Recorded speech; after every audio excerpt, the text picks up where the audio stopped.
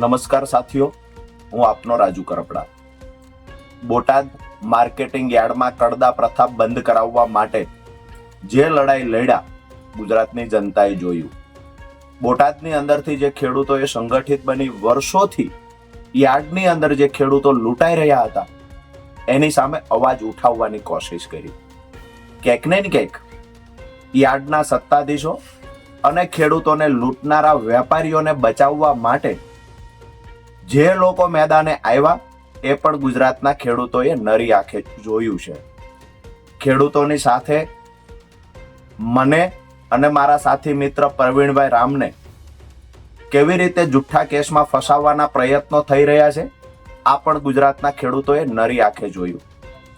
દોસ્તો, આજે એ વાતની મને ખુશી છે કે બોટાદ માર્કેટિંગ યાર્ડની ઘટના પછી અનેક માર્કેટિંગ યાર્ડની અંદર જ્યાં ખેડૂતોના ખિસ્સા કાપવાનું કામ થતું હતું, જ્યાં ખેડૂતોને પાકના પૂરતા ભાવ નથી મળતા, ત્યાં ખેડૂતો અવાજ ઉઠાવતા થયા છે. હું તમામ ખેડૂતોને વિનંતી કરું છું કે ખેડૂતોને બચાવવા માટેની લડાઈમાં પરિણામ જે પણ આવશે એ મને ને પ્રવીણભાઈ રામને મંજૂર છે.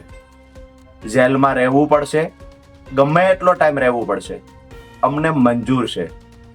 પણ તમામ ખેડૂતોને વિનંતી કરીએ છીએ કે જ્યારે પણ માર્કેટિંગ યાર્ડમાં જાઓ છો અને તમને પૂરતો ભાવ નથી મળતો, તમારા પાકનો કડદો કરવામાં આવે છે, તમારી સાથે છેતરપિંડી કરવામાં આવે છે, તો ત્યાંથી અવાજ ઉઠાવજો. કમસે કમ વિડીયો બનાવી અને જે માર્કેટિંગ યાર્ડમાં આવું થતું હોય એ ગુજરાતના ખેડૂતો સામે મૂકજો. તમામ ખેડૂતોને વિનંતી છે, પરસેવો પાડી અને મોંઘા મૂલો જે પાક આપણે તૈયાર કરીએ છીએ આ પાકને મફતના ભાવે નહીં વેચતા. ગાંધી ચિંધ્યા માર્ગે શાંતિથી રજૂઆતો કરજો, શાંતિથી સવાલ ઉઠાવજો અને જ્યાં જરૂર પડે ત્યાં ખિસ્સામાંથી મોબાઈલ કાઢી અને જે માર્કેટિંગ યાર્ડમાં આવી રીતે ખેડૂતોના ખિસ્સા કપાતા હોય એ માર્કેટિંગ યાર્ડને ગુજરાતના ખેડૂતો સામે ઉજાગર કરજો.